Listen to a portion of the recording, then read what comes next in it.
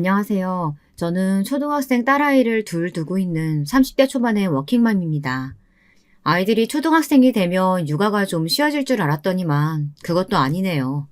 직장에 아이들 학교에 하루가 어떻게 가는지도 모를 정도로 훌쩍 지나가고 있답니다.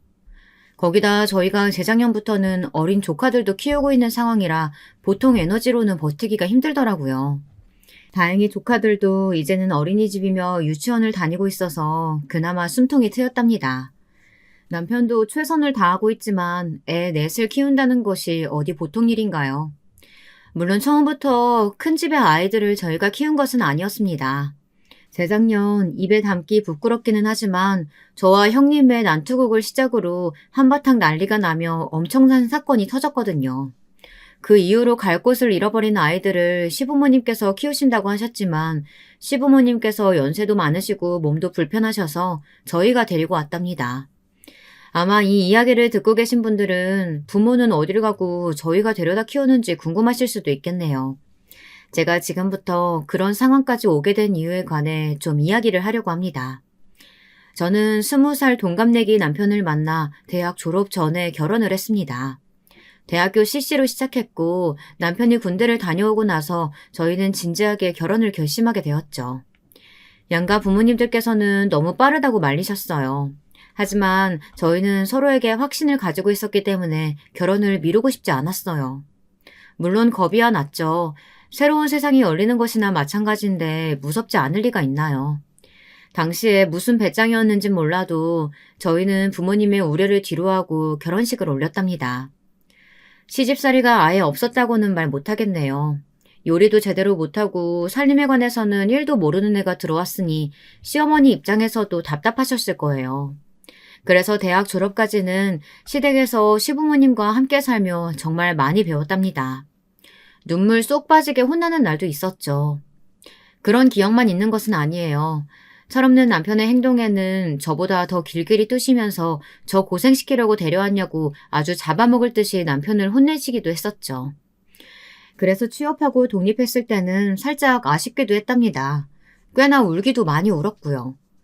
취업하고 정신없이 사는 동안 저희 부부 사이에는 아이도 태어났어요. 임신 기간부터 출산 이후까지 지방에 계시는 친정 부모님을 대신해서 시부모님께서 엄청 잘 챙겨주셨답니다. 이렇게 평범하디 평범한 저의 생활이 확 바뀐 것은 시아주버님의 결혼 때문이었습니다. 남편은 3남 1녀의 둘째였는데요. 위로 형님이 한 분 계시거든요. 그것도 나이 차이가 7살이나 나는 그런 형이었죠. 남편 아래로는 2살 터울인데 말이죠. 하여튼 시아주버님께서는 직업이 따로 있으신 건 아니었어요. 집에서 주식을 하시는 것 같은데 그 수입이 꽤나 짭짤한 모양이더라고요. 남편의 말로는 대학 졸업 이후 딱 3년 일하시고는 그 돈으로 주식을 시작하셨다는데 그 수입으로 생활이 될 만큼이라 따로 일을 하시지는 않는다고 했죠. 하여튼 그러나 시아주머님께서는 입버릇처럼 자신은 비혼주의자라고 하셨어요. 제가 처음 시집 왔을 때도 저더러 맏며느리나 다름없으니 시부모님께 신경 많이 써달라고 말씀하실 정도였어요. 그랬던 시아주버님께서 갑자기 덜컥 결혼을 하겠다고 하셨어요. 당연히 저를 포함한 시댁 식구들은 두 팔 들어 환영했답니다. 특히 시어머니께서 엄청 기뻐하셨죠. 큰아들이 이대로 나이가 들면 나중에 혼자 쓸쓸하지 않겠냐고 고민이 많으셨거든요.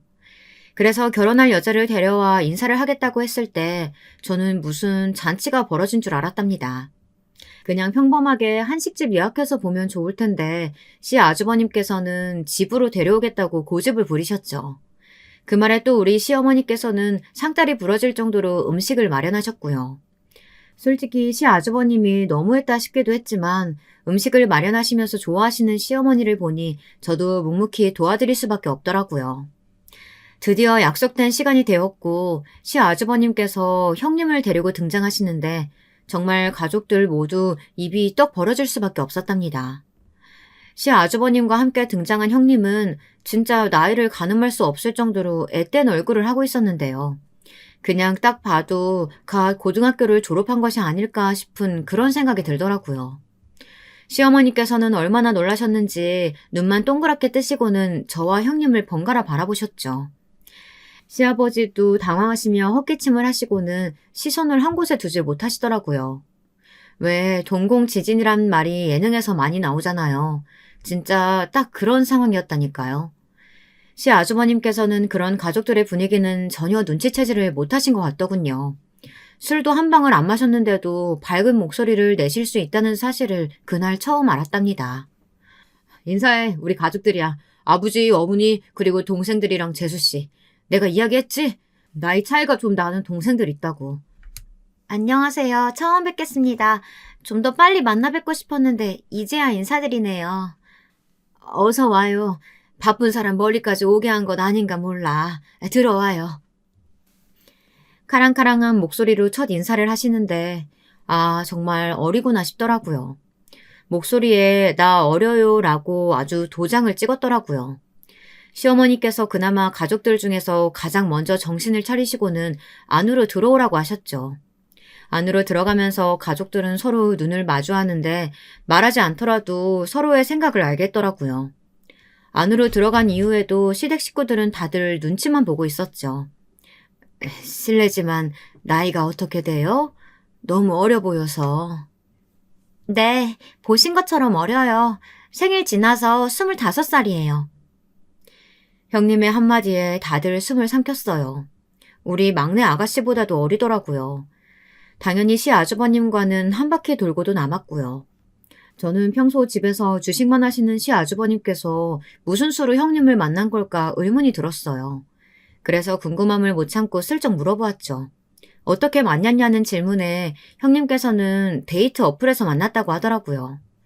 그 대답에 시아버지께서는 두 눈을 질끈 감으시고는 끙 하는 소리를 내셨죠. 저는 두 분이 어플에서 만났다는 사실보다 시아주버님이 그런 어플을 사용하셨다는 것이 더 충격이었어요. 시작은 어플이었지만 만나면서 이 사람이랑 결혼해야겠다 싶었어요. 거기다 이 사람이 홀몸이 아니라서요. 홀몸이 아니라면 혹시 임신이라도 했다는 말이야? 세상에 너는... 요즘 아기는 혼수 품목이나 다름없는데 뭘 그렇게 놀라세요. 임신까지 했다는 시아주버님의 고백에 시부모님들은 깜짝 놀라셨지만 형님은 너무나도 담담하게 반응을 했죠. 정말이지 곁에서 듣는데 저는 턱이 떨어져 내린 것은 아닌가 싶을 정도로 놀라서 입을 다물지 못했답니다. 그 뒤로도 시부모님께서 이것저것 물어보셨고 형님의 그 당찬 태도는 어느새 시댁 식구들의 입을 꾹 다물게 만들어버렸죠. 저녁 시간에도 다름없었습니다. 저는 그래도 손이 형님 되실 분인데 잘 지내면 좋지 않겠나 싶어서 반찬을 권하기도 했어요. 그런데 그 반응이 참 가관이더라고요. 동서라고 들었는데 그럼 내가 말 놔도 되지? 나이를 떠나서 내가 손윗 사람이잖아. 안 그래? 그럼요, 형님. 형님은 맏며느리시니까요. 내가 초면에 이런 말은 안 하려고 했는데 아랫사람들이 뭘 이래라 저래라 말이 많아? 내가 손이 없어 입이 없어. 내가 알아서 먹을게. 뭘 자꾸 먹으라고 강요하는데. 네? 강요라뇨. 반찬이 특히 잘된 것들이라서 드셔보라고 권해드린 것뿐인데요. 권하는 소리가 그래? 내가 나이 어리다고 만만하게 보고 하는 말 아니고? 저는 정말 억울해서 할 말을 찾는 것이 힘들 지경이었어요. 이건 무슨 뜬금없는 시비인가 싶었죠. 막말로 처음 보는 사이에 그것도 아무리 제가 손 아랫사람이라도 할지라도 나이가 10살 이상 차이 나는데 반말하는 것부터가 마음에 들지 않았죠. 거기다 모르는 사람들이 형님의 말을 들으면 제가 초면에 핍박이라도 한다고 생각할 거 아니겠어요. 사연을 들으시는 분들도 아마 형님께서 하신 말씀만 딱 놓고 보면 제가 무례했다고 생각들지 않으시겠어요? 제가 너무 어처구니가 없어서 가만히 형님을 보고만 있자 옆에서 시아주버님이 형님에게 예민하게 반응하는 것 아니냐고 그만하라고 하시더군요. 하지만 그 소리에 형님은 언성을 높이시면서 지금 자신이 무시를 당하는데 가족들 앞에서 자신의 편이 아닌 제 편을 드느냐고 하더군요. 식탁은 삽시간에 얼어붙었어요. 남편이 인상을 팍 쓰는 모습에 저는 급하게 남편의 팔을 잡았어요. 저희 남편이 한 성격 하는 편이라 가만히 두었다가는 큰일이 생기겠다 싶었죠. 하지만 제가 신경 쓸 사람이 남편만은 아니었어요. 내가 틀린 말 한 것도 아니잖아요. 지금 나 무시하고 깔보듯이 이야기했다니까요? 재수씨가 그럴 뿐 아니야. 자기가 너무 과해. 내가 잘못했다고 말하는 거예요? 지금 여기서? 결혼하겠다고 인사하러 오신 분 치고는 참 말이 거치시네요. 다른 가족들은 눈에 들어오지도 않나 봐요. 여기 모여있는 사람들 모두 시자 돌림이 붙는 사람들 뿐인데 시아버지랑 시어머니 앞에서 그렇게 언성 높이시는 것도 예의는 아니지 않나요? 아가씨는 빠지세요. 결혼하면 어차피 남들 사람이 나설 입장은 아니시죠. 그리고 제가 부모님들 제외하면 제일 높은 사람인데 그런 지적도 못해요? 제가 결혼하면 남들 사람이라면 그쪽은 아직 결혼식 올리지도 않았는데 무슨 벌써 윗사람이니 어쩌니 그러시는 거예요? 막내, 그만해. 자기도 그만하고. 부모님도 계시잖아. 제발 좀. 아가씨가 형님의 선 넘는 말에 조금도 영향을 받지 않는다는 듯이 반응하자 오히려 형님이 더 날뛰며 화를 내더군요.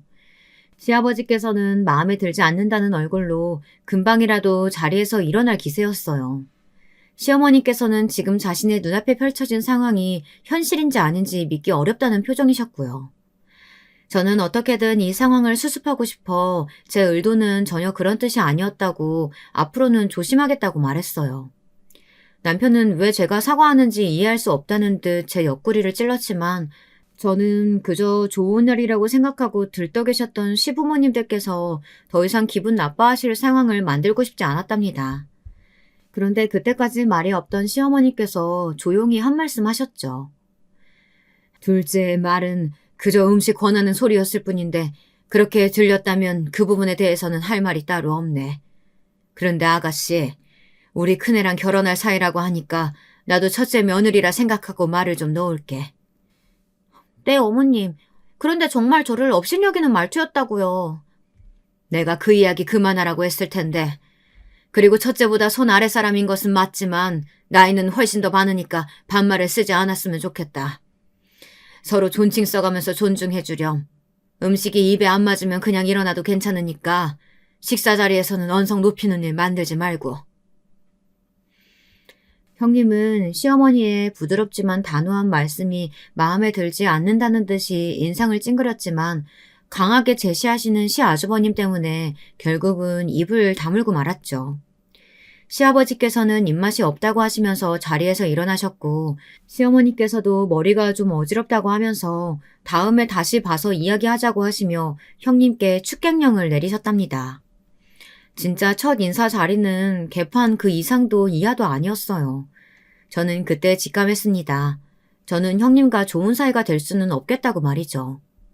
시부모님께서는 처음에 그렇게 반기셨던 것과는 다르게 시아주버님께 결혼을 진지하게 생각해보는 것이 어떻겠느냐고 말씀하시며 말리셨어요.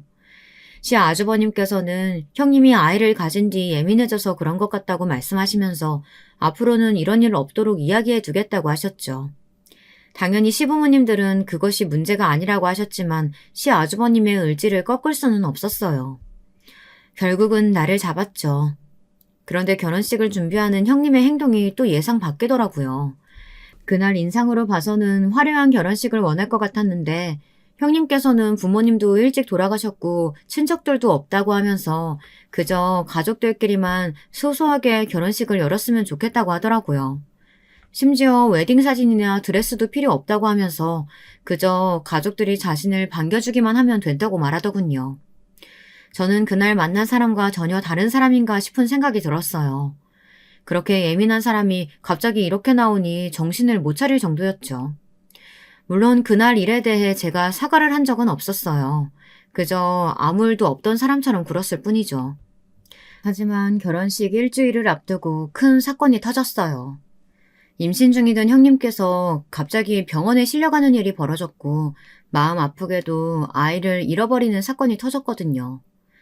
사전에 그런 기미가 있었던 것도 아니라는데 너무나도 갑자기 유산을 하게 된 것이죠. 시아주버님께서는 그 충격에 어쩔 줄을 몰라 하셨어요. 시부모님께서도 슬퍼하셨죠. 그 와중에도 형님은 결혼식을 연기하게 된 상황이 마음에 안 드는지 일정대로 예식을 올리자고 하더라고요. 신혼여행으로 유럽을 2달 정도 다녀오기로 하셨던 터라 비행기 표부터 시작해서 아까운 것이 한두 가지가 아니었죠. 형님, 그래도 건강을 먼저 생각하셔야죠. 유산은 아이 낳은 것이나 다름없어서 관리 잘해주셔야 돼요. 누가 그걸 몰라요? 알아서 한다고요. 약 먹고 무리하게 움직이지만 않으면 되잖아요. 신혼여행 준비한다고 얼마나 공들였는데 절대 취소 못해요. 연기한다고 해서 큰일 나는 것도 아니잖니. 네 몸이 먼저지. 차라리 신혼여행 가는 쪽이 마음 정리하기도 좋아요. 형님은 고집을 부리며 일정대로 움직이겠다고 했고 아무도 그 마음을 이기지 못했죠. 저는 솔직히 하루 종일 형님의 곁에 있었던 것은 아니라 잘 모르지만 아무리 그래도 아이를 잃은 엄마가 저런 말부터 하는 것이 맞나 싶은 생각이 들었어요. 아무리 철이 없어도 그렇지 생명이 왔다가 갔는데 머릿속에 신혼여행뿐이라니 제 기준에서는 도저히 공감이 되지 않았죠. 물론 이런 제 생각을 입 밖으로 꺼낸 적은 없었어요. 다만 남편이 엄마라고 다 모성애가 생긴 것은 아니구나 하는 말을 하는 것을 보고 조용히 고개만 끄덕였죠. 형님은 자신이 원하는 대로 바로 신혼여행을 떠났어요. 당연히 떠나는 날까지도 형님은 아이에 대한 말을 한마디도 하지 않았죠. 그 상황을 슬퍼하는 사람은 다른 시댁 식구들 뿐이었답니다. 신혼여행에서 돌아온 형님께서는 무슨 선물을 그렇게 많이 사가지고 오셨는지 글자 그대로 양손 무겁게 오셨답니다. 형님은 가족들에게 선물이라고 하며 종이 가방을 하나씩 건네주더군요. 저는 별 기대하지도 않았어요. 제 것까지 챙겨올 것 같지는 않았거든요. 그런데 의외로 세심한지 저희 집 아이들 선물도 있더라고요. 좀 놀란 부분이었어요. 저는 뭘 사다 주면 좋을까 고민 많이 했거든요. 평소 옷 입고 다니는 것만 봐도 센스라고는 전혀 없어 보여서 엄청 고민하다가 골랐어요. 아무래도 이런 거라도 좀 들고 다니면 사람이 고급스러워 보일 것 같아서요. 형님, 말 참 이상하게 하시네요. 제가 옷 입고 다니는 게 어떻다고요. 고객들이랑 만나는 자리다 보니 정장을 자주 입었을 뿐인데 말이 참 듣고 있기 거북하네요. 오해하지 말고 들어요, 동서. 같은 정장이라고 해도 되게 싼티나는 것들이 있는데 동서 정장이 좀 그렇잖아요. 들고 다니는 가방도 그렇고 옷이 구리면 가방이라도 좀 고급지던가 그것도 아니고. 저는 너무 어처구니가 없어 들이받을 생각으로 나를 세웠는데 형님은 그런 제가 눈에 보이지도 않는지 가방과 스카프를 사며 이제부터는 잘 좀 들고 다니라고 하더군요. 다른 가족들 선물은 주고 말더니 제 것은 꺼내서 딱 눈앞에 흔드는데 헛웃음이 나더라고요. 형님께서 목에 힘을 주면서 사가지고 오신 가방은 제가 작년 가족여행 가서 사온 가방과 똑같았거든요. 심지어 제가 매일 들고 다니는 데일리 백이었죠. 시어머니를 모시고 몇 번이나 밖에서 형님을 만날 때도 들고 나갔던 것이었고요. 참 제대로 알지도 못하면서 어지간히 아는 척하고 싶었구나 싶더군요. 그 가방 둘째 언니 맨날 들고 다니는 가방 아니에요? 저번에 내 것도 같이 사왔잖아요. 그 브랜드인 것 같은데. 아가씨, 짝퉁이랑 진짜랑 구별 아직도 못하시나 봐요? 그게 어딜 봐서 그 가방이랑 같다고 그러세요? 아닌데. 둘째 언니도 좀 말 좀 해봐요. 이 가방 오늘도 언니가 들고 온 가방 아니에요? 아가씨는 눈치 없는 사람처럼 저더러 가방을 좀 가져오라고 했어요. 눈이 초롱초롱 빛나는 것이 딱 봐도 형님을 한 방 먹이고 싶은 사람의 얼굴이더라고요. 저는 웃으면서 형님에게 가방을 받아들었어요. 안 그래도 너무 오래 들고 다녀서 버리려고 했는데 형님 덕분에 같은 가방이 또 생겼네요. 국내에 매장이 없어서 수선도 못하고 어쩔 수 없구나 했는데 정말 감사해요. 잘 들고 다닐게요, 형님. 형님은 인정할 수 없다는 듯 이를 악물고는 저를 노려보았지만 저는 만면에 미소를 지으며 가방을 받아들였죠. 남편이 금방이라도 터질 것 같은 얼굴로 고개를 숙이고 있었지만 어깨가 들썩이는 것이 웃음을 참고 있는 것이 분명했죠. 그런 남편의 허벅지를 꼬집어주고는 자리에서 일어났어요. 주방에서 저녁 준비를 하는데 형님이 따라 나오셔서 저를 부르시더군요. 그리고는 다른 가족들 보는 앞에서 자신을 어떻게 망신 줄 수 있느냐고 따지셨어요. 저는 언성을 높이려는 형님을 바라보며 둘째 손가락을 입술로 가져가 조용히 하라는 모션을 했어요. 시어머니가 언제 들어오실지 모르는 주방에서 형님과 다투고 싶지는 않았거든요. 형님은 그런 저의 행동에 본인도 모르게 입을 꾹 다물었다가 제가 시키는 대로 했다는 사실에 자존심이 상한 듯 팔짱을 딱 끼고는 말했어요. 동서, 저번에도 말했던 것 같은데 윗사람한테 이래라 저래라 하는 행동 주의 좀 하지 그래요? 형님, 저는 시댁에서 형님과 언쟁하다가 시부모님께 두통을 안겨드리고 싶지는 않아서요. 그리고 제가 형님을 망신 준 것은 아니죠. 제 패션 센스가 어떠니 하면서 무시하신 쪽은 형님이시잖아요. 사실이 이야기했을 뿐이죠. 솔직히 동서 같은 패션 센스로 사회생활 할 수 있다는 사실이 믿겨지지 않을 지경인데 진짜 나라면 동서 같은 사람한테 뭘 맡기고 싶지는 않을 것 같은데 말이에요. 글쎄요. 제 패션 센스를 지적하기에는 형님께서도 제가 평소에 들고 다니던 가방을 선물해 주실 정도면 형님이나 저나 다름없어 보이는데 말이에요. 제 말에 발끈한 형님이 한 걸음 다가오시더군요. 저는 지지 않고 형님을 노려보았어요. 때마침 시어머니께서 주방에 들어오셨어요. 저녁 준비가 다 됐는지 보려고 들어오신 시어머니께서는 저와 형님이 마주보고 있는 모습에 상황을 금방 눈치채시고는 한숨을 내쉬셨죠. 형님은 방금까지 제게 날을 세운 것과는 정반대로 사근사근한 목소리를 내며 시어머니께 말을 걸었어요. 정말이지 사람이 어떻게 저렇게 확확 바뀌는지 온몸에 소름이 돋을 지경이었어요. 형님은 준비가 다 된 것 같다고 하면서 시어머니께 나가 계시면 저와 마무리하겠다고 했어요. 하지만 시어머니께서는 고개를 저으시더군요. 동서랑 제가 할게요. 이 많은 음식 준비하신다고 고생하셨잖아요. 좀 쉬세요. 낮에 둘째가 와서 다 했는데 내가 뭐 힘들 게 뭐가 있어. 그리고 첫째는 아직 여기 주방에 들어온 적 없어서 어디에 뭐가 있는지 잘 모를 테니까 같이 해서 빨리 준비하자. 너희 아버지 배고프시겠다. 다 했어요, 어머님. 이제 밥이랑 국만 준비하면 끝이에요. 그나저나 오늘도 아버님 반주하시면 안 될 것 같은데. 그쵸? 반주? 반주가 뭔데요?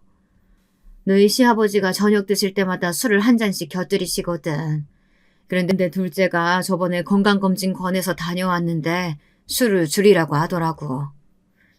형님은 반주의 뜻도 잘 몰랐는지 시어머니의 말에 얼굴을 붉히더군요. 요즘 사람들 한자어에 관심이 없다 보니 모르는 단어들도 많다고 들었는데 그 상황을 실제로 앞에서 보게 될 줄은 몰랐어요. 괜히 아는 척했다가 또 저를 무시했니 어쩌니 할까봐 저는 고개를 돌리며 급하게 밥과 국을 담았죠. 그 일 때문인지 모르지만 형님은 저녁 식사 내내 딱히 이렇다 할 만한 행동 없이 조용히 잘 넘어가더군요. 저는 집에 오는 길에 남편에게 이야기해주고는 아무래도 앞으로 형님과 부딪힐 일이 많을 것 같아서 걱정이라고 말했어요. 남편은 아직 철이 없어 그런다 생각하고 어느 정도는 받아주라고 하더군요. 대신 둘 사이에 있었던 일은 꼭 자신에게 말해달라고 했답니다. 자기한테 이야기한다고 뭐가 달라지는데 왜 내 편 들어서 같이 싸워주게? 당연하지. 형 얼굴 봐서 넘어갈 수도 있겠지만 형수님 아무래도 좀 이상하잖아. 무슨 자기한테 자격지심 있는 것도 아니고 이러다 자기 숨 쉬는 것 가지고도 뭐라고 하겠던데? 저는 무슨 소리를 그렇게 하느냐고 대답은 했지만 속으로는 형님이라면 그럴 수도 있겠다 싶었답니다. 그래서 앞으로 크게 부딪힐 일은 만들지 않도록 조심을 좀 해야겠다고 다짐했죠. 그런데 제 의지와는 상관없더라고요. 물론 손뼉도 마주쳐야 소리가 난다고 하지만 혼자 휘둘러도 소리는 나잖아요. 저와 형님의 관계가 딱 그랬답니다. 그 뒤로도 형님은 마주칠 때마다 저한테서 꼬투리라도 하나 잡아 물어뜯을 기세로 덤벼들었어요. 그런 형님이 귀찮기도 했고 갈수록 유치해지는 것에 어디까지 장단을 맞춰줘야 하나 싶어 한숨이 나오기도 했답니다. 그런데 그 와중에 몇 번은 정말이지 형님이고 나발이고 다 때려치우고 제대로 들이받을까 싶은 순간이 오기도 했어요. 시댁에서는 제사를 집에서 지내셨는데요.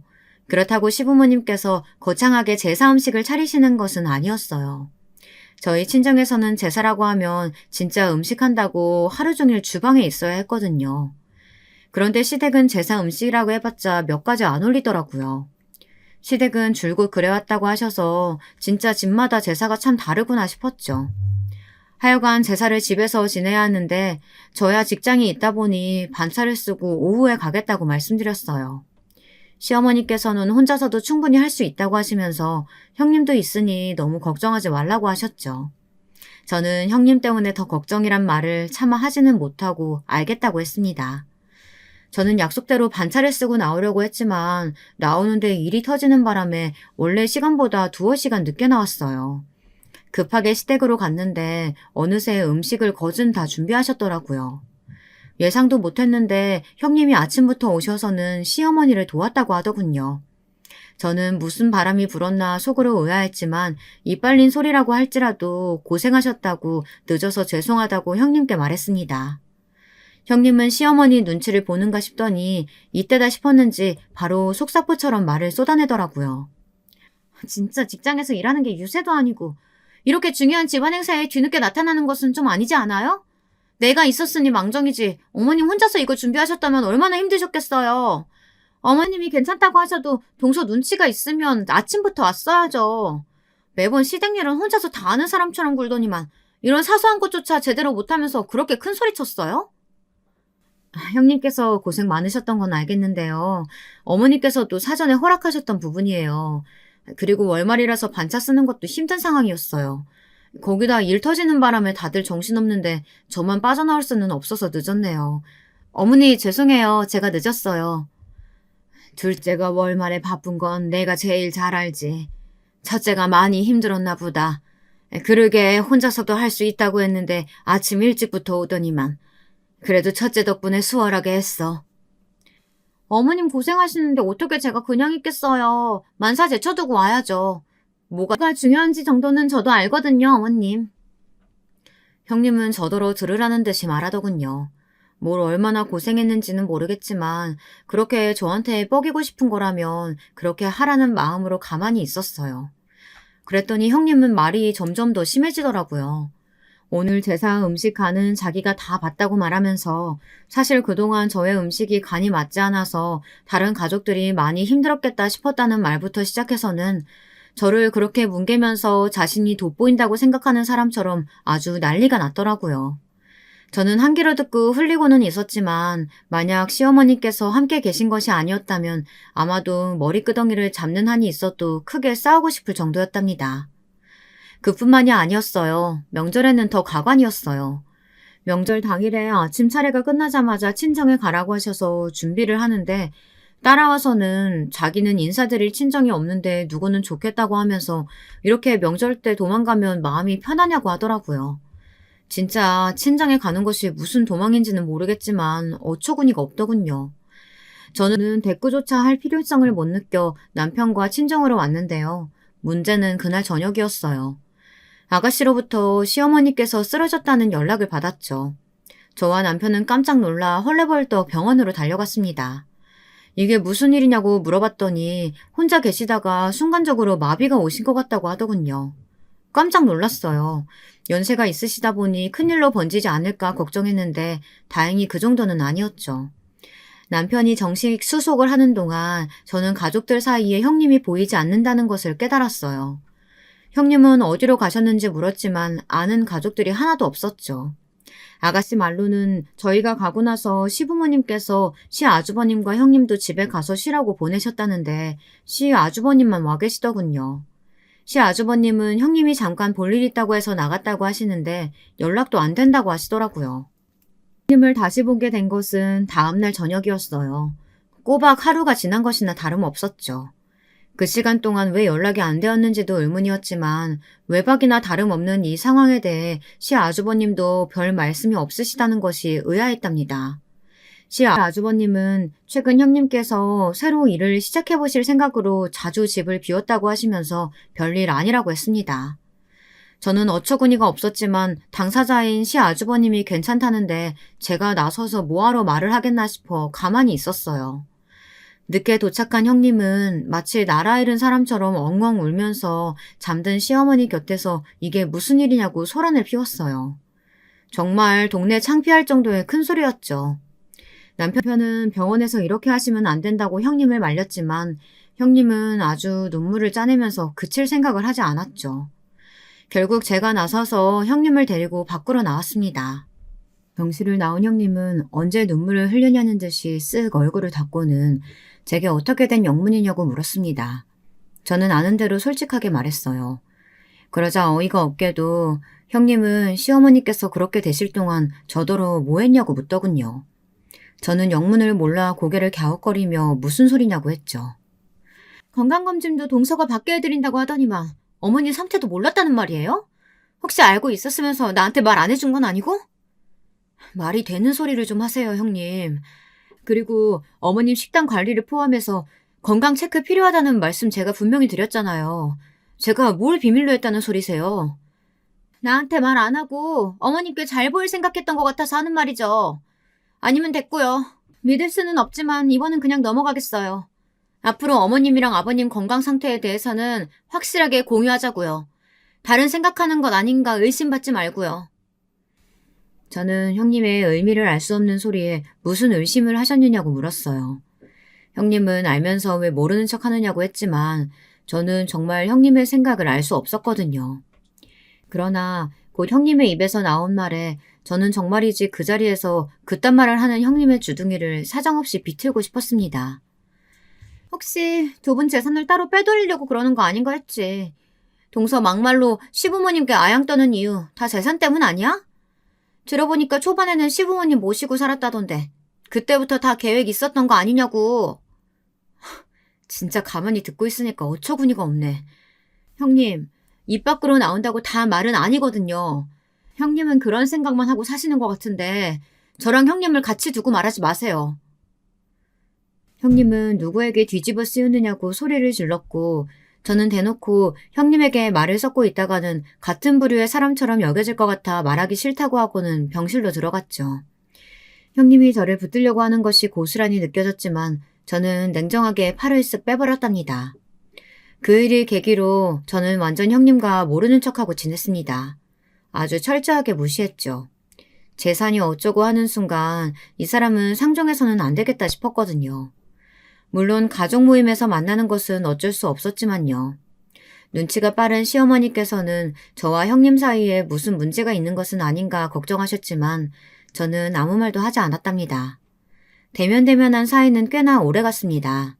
그 사이에 형님은 아이를 둘이나 낳았고 저 역시 둘째를 낳았죠. 형님이 그동안 가만히 있었느냐고요? 당연히 아니었죠. 하지만 이미 저는 형님을 인간 이하로 생각하고 있었기에 저한테는 큰 타격이 없었답니다. 제가 심하다고 하실 수도 있겠지만 저는 오히려 그때 시댁 식구들에게 말하지 않았다는 것을 뼈저리게 후회하고 있답니다. 대형 사고가 벌어지게 된 가장 1차적인 계기는 점심시간에 우연히 형님을 발견한 것부터였습니다. 미팅을 다녀오다가 우연히 형님을 봤거든요. 물론 형님은 저를 못 봤지만요. 형님은 누군가를 기다리는 듯 보였어요. 오랜만에 봤지만 여전히 참 화려하더라고요. 진짜 머리부터 발끝까지 아주 명품으로 휘감아서는 멀리서도 눈에 확 들어올 정도였답니다. 저는 속으로 아이들은 어쩌고 이 시간에 밖에 있나 살짝 의아하기도 했어요. 하지만 이미 안중에도 없는 사람인데 그냥 지나치려고 했죠. 그런데 사람이 예감이라는 것이 있잖아요. 뭔가 싸한 것이 기분이 이상했죠.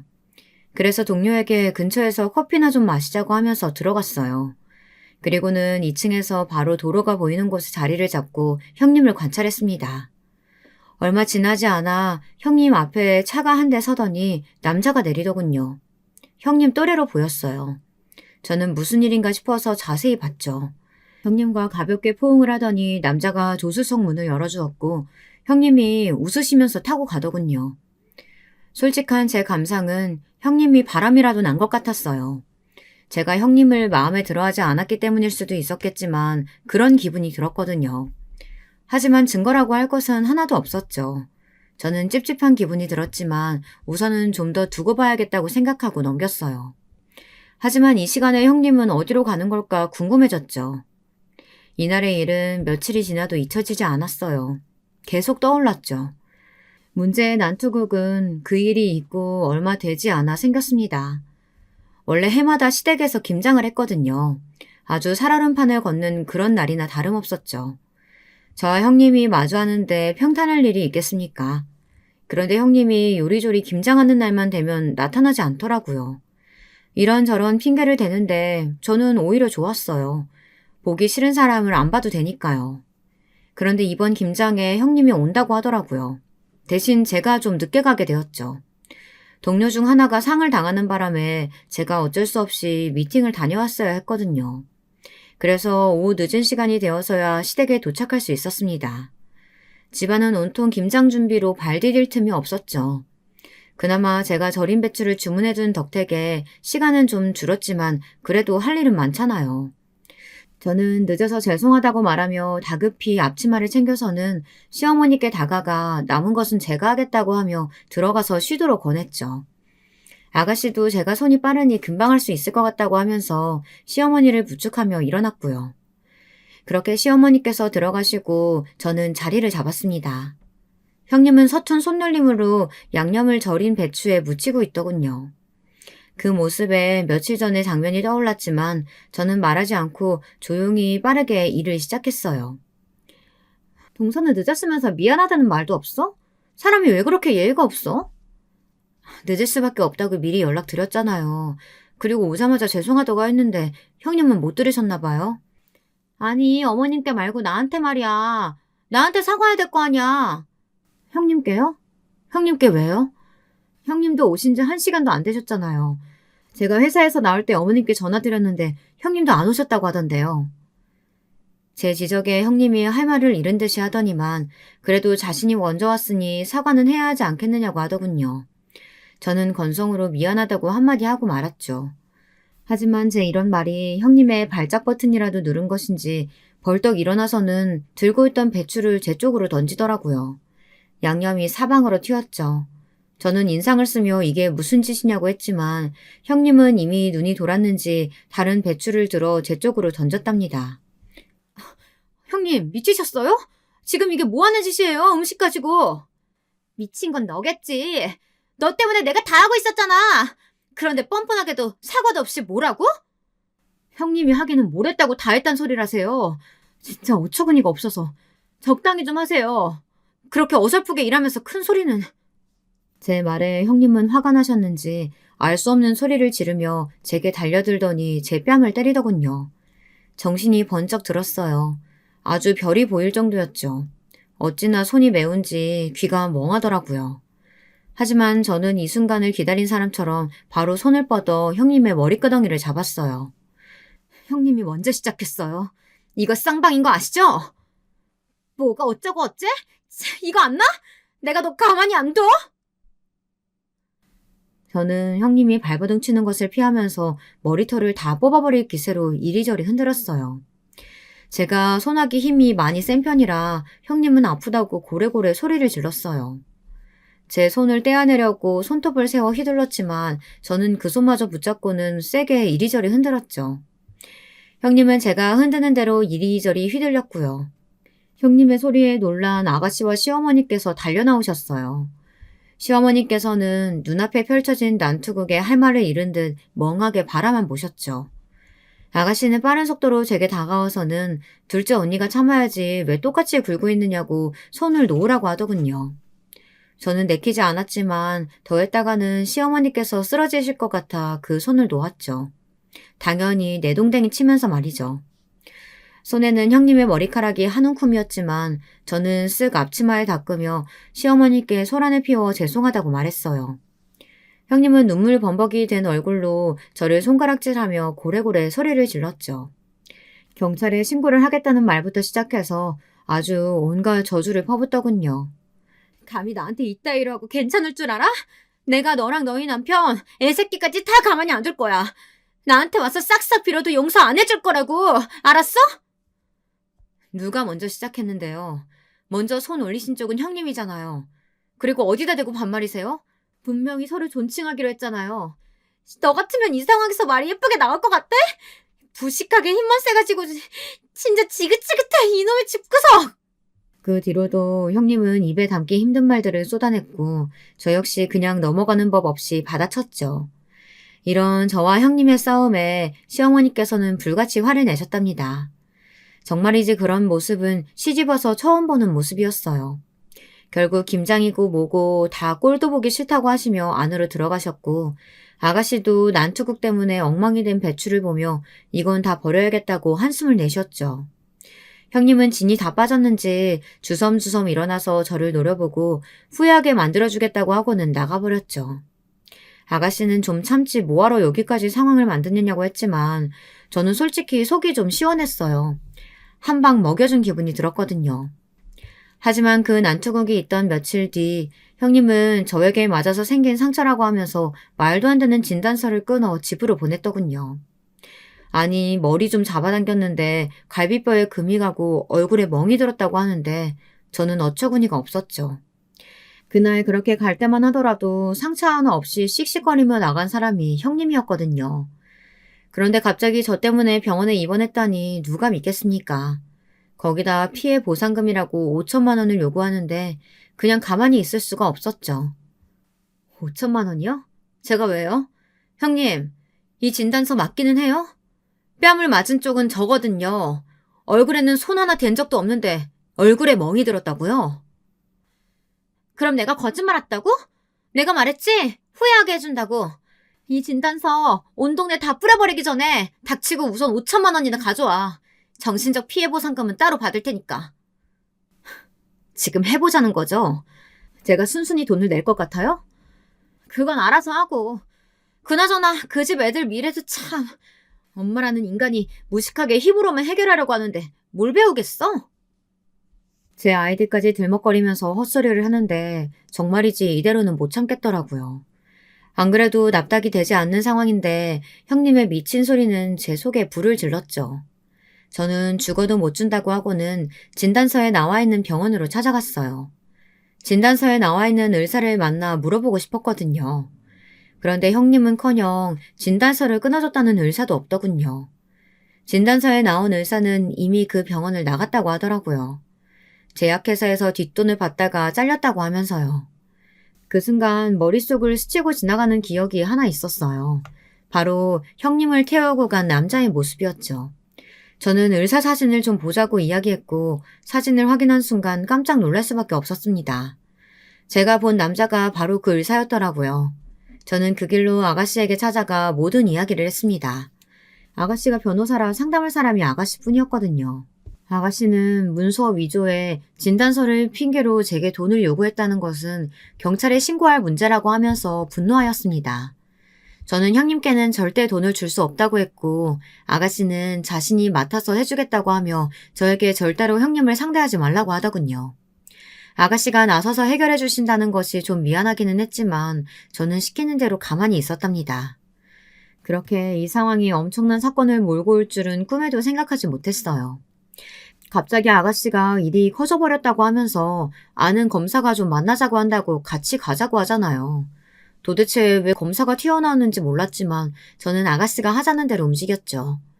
영문도 모르고 따라가서 검사님을 만나고 저는 너무 충격적인 이야기를 들었습니다. 우선 진단서의 의사는 이미 의료 과실로 인해 재판 중인 사람이더군요. 하지만 제가 놀란 것은 그 부분이 아니었어요. 이미 제약회사 뒷돈 이야기를 들었을 때부터 제대로 된 의사는 아니겠다 싶었거든요. 제가 놀란 점은 형님이었어요. 형님은 아예 제가 아는 사람이 아니었어요.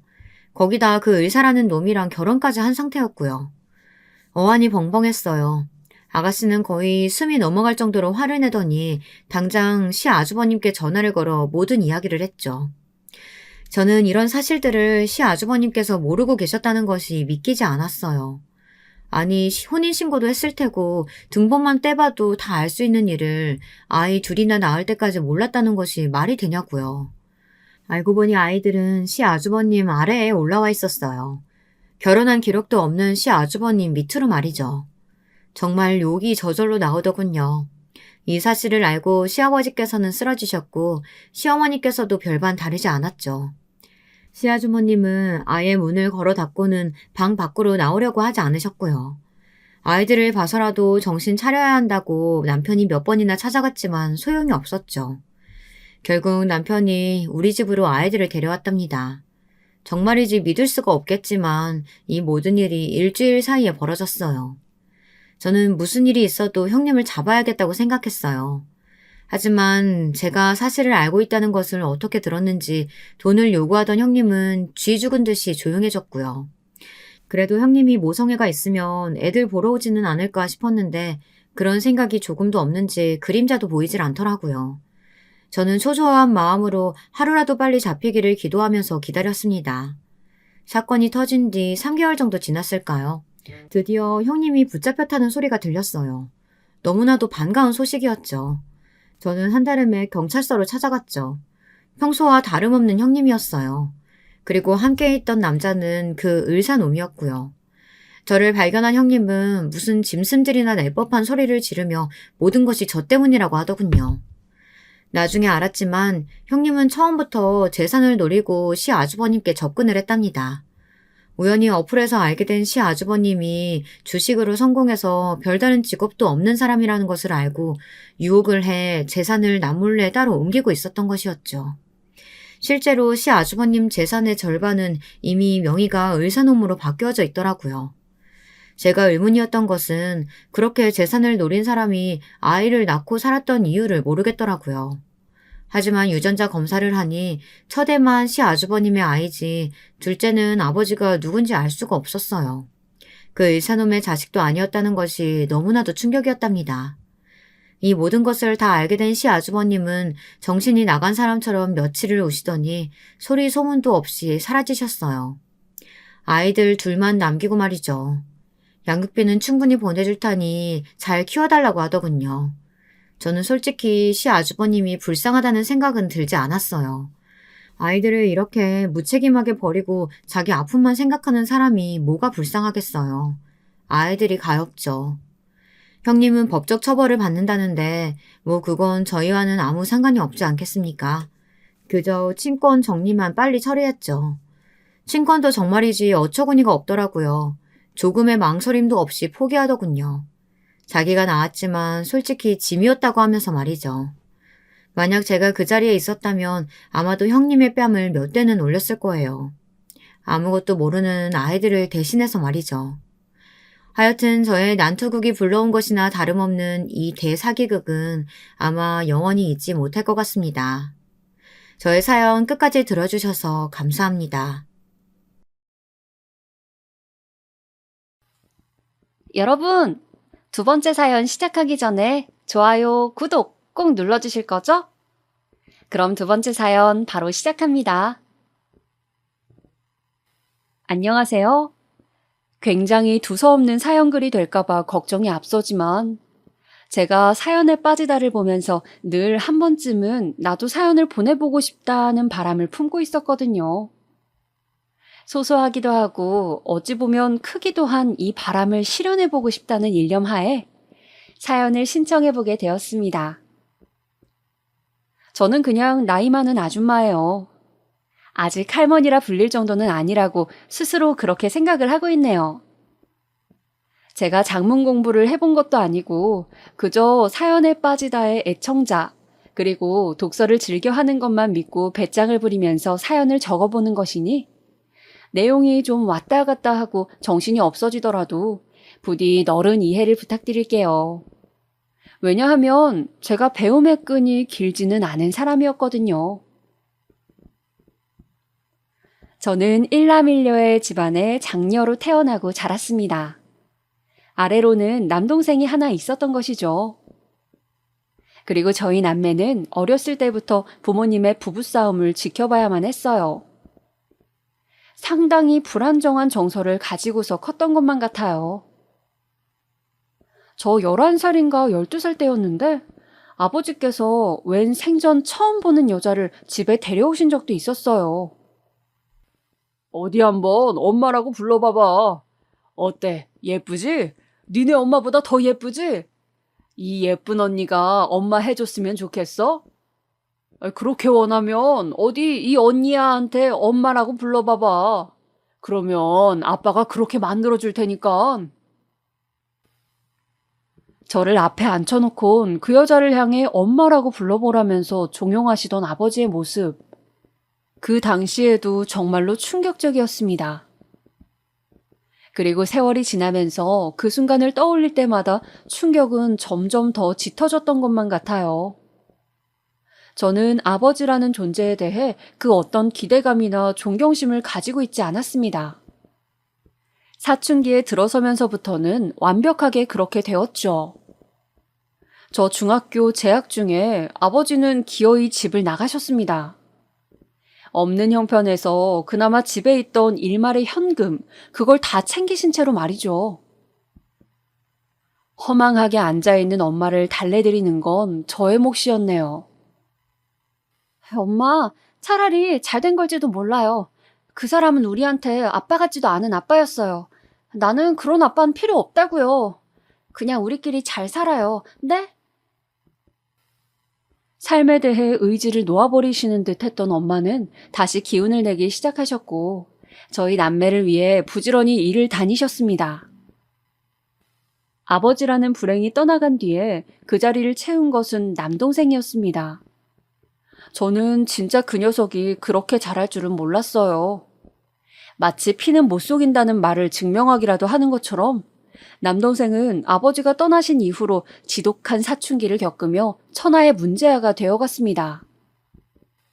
저랑 엄마가 결이 비슷한 사람이었다면 남동생은 아버지의 나쁜 성적을 물려받은 자식이라고 할 수 있었죠. 남동생은 불량한 친구들과 어울려 다니면서 사고를 치고 다니기 시작했습니다. 고등학교를 몇 번이고 그만두려고 했는데 엄마가 눈물로 호소하며 빌다시피 해서 간신히 다녔고요. 그런 와중에도 고등학교 재학 중에 크고 작은 사고들을 많이 쳤습니다. 그리고 나서 고등학교를 졸업하고 성인이 되자마자 사고 치는 규모를 압도적으로 키워갔어요. 그 녀석이 20살이 되자마자 저희 집에는 500만 원가량의 빚이 생겼습니다. 지금이라면 500만 원이 무슨 큰 빚이냐고 할 수 있겠지만 당시로서는 크게 느껴지는 금액이었어요.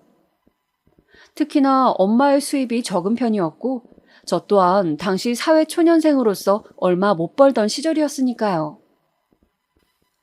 차라리 사고를 못 치는 환경에 묶여 있으면 나을까 싶었습니다.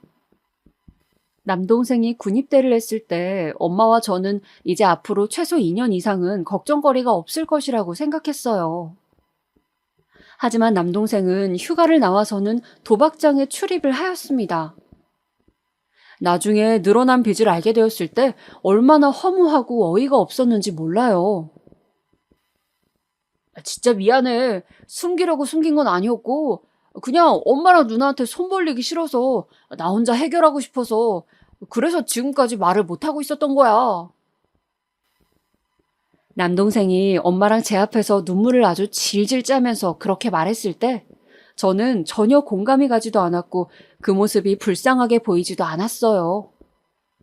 하지만 엄마는 창창한 당신의 아들 그 앞길을 막을 순 없다면서 어떻게든 그 빚을 우리가 갚아줘야 한다고 하였습니다. 우리, 그러니까 저랑 엄마가 말이죠. 저는 피 같은 돈을 그딴 도박빚 갚는 데 써야 한다는 사실이 믿어지지가 않았습니다. 이번 한 번만 우리가 해결해주자. 걔가 무슨 능력이 있어서 자력으로 그 빚을 청산하겠니? 우리가 도와줘야지, 어? 엄마, 진짜로 이번 한 번만이야. 안 그러면 걔 도박하는 그 버릇 절대로 못 고쳐. 그래, 나도 알아. 나도 그렇게 생각해. 그러니까 이번만 우리가 도와주기로 하자. 이번 한 번뿐이라고 간절하게 호소하는 엄마를 외면할 수가 없었습니다. 엄마가 무슨 죄가 있다고요?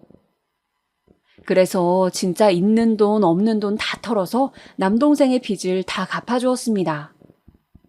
그거 갚는 동안에 허리띠를 얼마나 졸라매고 살았는지 모릅니다. 오만 개고생을 다 했던 것만 같아요. 그리고 남동생은 집에서 탱자탱자 놀기만 했습니다. 세워라 내워라 하면서 아무런 생산적인 활동도 하지 않았고요. 군대 전역하고 나서 1년이 되도록 그러고 있는 것에 저의 인내심은 바닥이 났습니다. 정말 어쩜 그렇게 자기 엄마, 자기 누나한테 기생하면서 등쳐먹을 생각뿐이던지요. 그래도 보면 너무 마음이 짠해. 하지만 엄마의 생각은 저와는 조금 달랐죠. 그렇게나 남동생을 불쌍히 여기셨어요. 따뜻한 밥 먹여주고 과일 깎아주고 애지중지 고기 반찬 해주는데 그런 대접 받으면서 남동생이 정신을 차릴 리는 만무했죠. 지금 생각해봐도 정말 어이가 없네요. 남동생 문제로 애꿎은 엄마와 저의 사이만 결국 나빠지게 되었습니다. 할 일 없이 놀러 다니던 남동생이 또 도박을 해서 돈을 날렸거든요. 자기 돈도 아니면서 말이죠. 제가 남동생 죽이고 나도 죽겠다고 막 난리를 쳤더니 그때 엄마가 눈물 가득 고인 눈으로 이렇게 말을 하였죠. 내가 죽는 한이 있더라도 나는 내 아들 포기 안 해. 포기 못 해. 나는 죽어도 내 아들 편이야. 저는 엄마가 뭐에 씌인 건가 하는 생각마저 들었더랍니다. 남동생을 비호해주고 그 돈을 다시 갚아주겠다고 하는 것 자체가 말이 안 되는 상황이었어요. 그러면서 게다가 엄마는 남동생의 빚을 제가 갚아주기를 바랐습니다. 너 아니면 그럼 돈 나올 데가 어디에 있단 말이니? 누가 뭐라고 해도 네 동생이잖니? 너무 황당했죠. 더 이상 말이 안 통하겠더라고요. 그냥 이 모든 상황에서 저는 빠지고자 하였습니다. 남동생은 그런 주제에 엄마에게 잘하는 효자도 아니었고 저에게 고맙다는 인사 한번 할 줄 모르는 무례한이었거든요. 둘이서 나락으로 빠지든 말든 저는 상관하지 않고 벗어나고자 하는 결심을 하게 되었습니다. 어렸을 적 부모님의 부부싸움을 늘 보고 자라왔을 때부터 어쩌면 저는 이 지긋지긋한 집구석을 탈출하는 게 일생일대의 목표였는지도 모르겠어요. 자, 여기까지가 바로 제가 결혼하기 이전 아가씨 시절에 겪은 친정의 이야기라고 할 수 있겠습니다. 부모에게서 물려받은 그저 그런 두뇌의 평범한 외모, 보잘것없는 가정 형편, 배움의 끈도 길지 못했고 인맥이 좋은 것도 아니었죠. 천운이 따라줘서 길이 잘 트인 것도 아니었습니다. 이런 제가 집구석을 탈출하겠다고 마음을 먹었을 때 고단하고 외로웠던 저의 처지에 가장 들어맞는 것은 바로 사랑, 애정이고 관심이었을 겁니다. 저는 20대 중반의 나이에 결혼을 하게 되었습니다. 짧게 만난 그런 상대와 냉큼 결혼까지 할 생각이나 배짱은 없었어요. 그러나 만나던 도중에 뱃속에 생명이 들어섰고 그걸로 인해서 결혼을 하게 된 경우였습니다. 내 배 안에 생명이 자라고 있다니 믿어지지가 않아. 이 아이가 태어나면 내가 엄마가 되는 것이구나. 갑작스러운 소식이기는 했지만 저는 생명을 잉태하게 된 사실에 무척 기뻤습니다. 신기함과 감동이 앞서기도 하였고요. 그러나 후회라는 단계가 찾아오기까지는 그리 오랜 시간이 걸리지 않았습니다. 결혼은 지독한 현실이었고 육아는 그보다 더한 지옥이었으니까요.